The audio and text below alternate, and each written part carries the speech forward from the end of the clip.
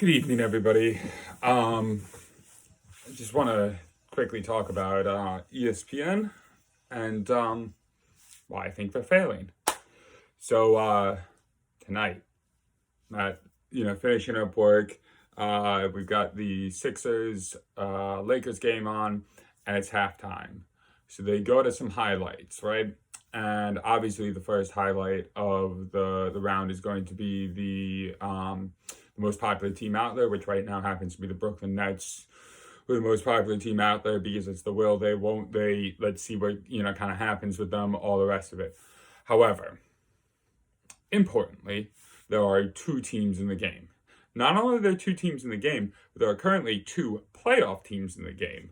One of those teams being, obviously, the Brooklyn Nets, and the other one being the Atlanta Hawks, who have two. I mean, you could argue just one, but I'd like to argue that they have two of the best young players, out there going forward in the future. One being Trae Young, who obviously what he can do. I mean, if you watch any sport, basketball at all, the guy is ice cold, as he likes to say. Shoot the shit out of the 3-pointer, all the rest of it. And I think, one of the next stars of the league, whether you think that it's empty stats or not. And then the other one being John Collins, participated in a dunk contest, has great counting stats. You guys don't know him because he plays in Atlanta. But, the guy's got, athletic talent, that we all dream of.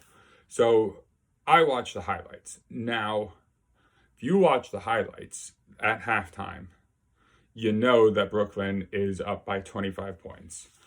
Here's Kyrie Irving going right. Here's Kyrie Irving going left.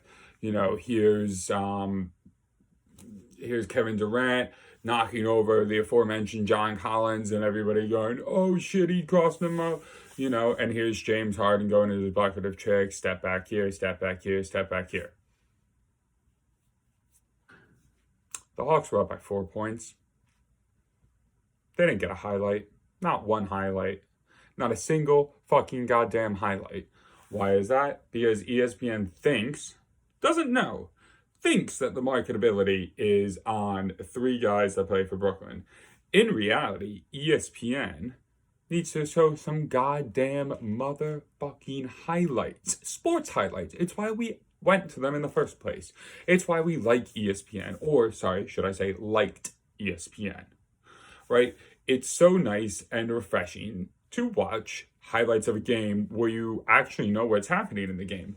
You don't watch the game and sort of wonder to yourself, why is it that Brooklyn only won by 4 points in freaking overtime or double overtime? Now, maybe tomorrow you'll get a couple of shots of Trae Young hitting a three-pointer here or there. I don't even know if he had a good game or not. But odds are you're going to see the big three. You're not going to see Atlanta. And that's just flat out stupid. Now, to continue the point on ESPN, if you've ever had the unfortunate, if you've ever unfortunately been stuck watching ESPN between the hours of 4 and 6 o'clock, what you know is that they have like 3 or 4 shows in a row that are exactly the same thing. Dan Le Batard got out of there. He was the one that started it. They'd all have the headlines on the side. They'd all have the same headline. So it's like, Dan Le Batard, highly questionable, which was then followed by, Around the Horn, which was then followed by the one with the two older guys arguing, whatever the heck that's called. So here's the deal. Like, they discuss the same thing for 3 hours with a bunch of people I don't care about. Not only do I not care about them, but I am the demographic that ESPN should be going for. I'm a 30-something male, almost 30-something. I'm a 29. Is this not who you're marketing to? Do you think I want to listen to a bunch of 60-year-old men and women argue about sports? No. I want somebody my age, right? I want somebody that actually knows how I fucking watch sports to talk about it. So if you're going to have a talk show, right, don't have it be run by Tony Reali, who's genuinely trying to hold on to his youth, right? Don't have it be Bob Ryan sitting there looking old. Don't have it be Kornheiser. Don't have it be Wilpon.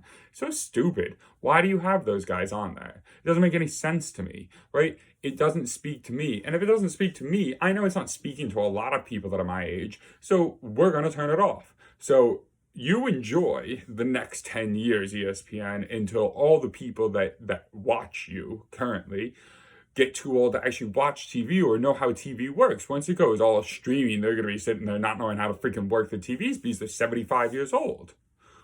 So you're just failing. But you're asking to fail by not changing properly. Also, I'm so sick and tired of listening to 60-year-olds tell me what is wrong with the world today. You know why? Because you didn't grow up in our world.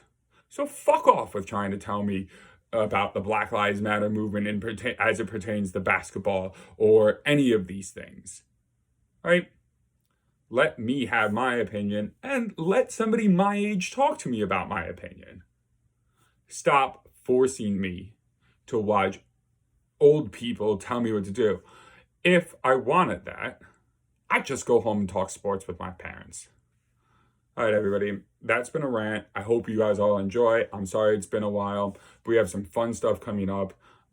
Stay tuned. I promise you I'm going to put some more content up, and please hit that like and subscribe button.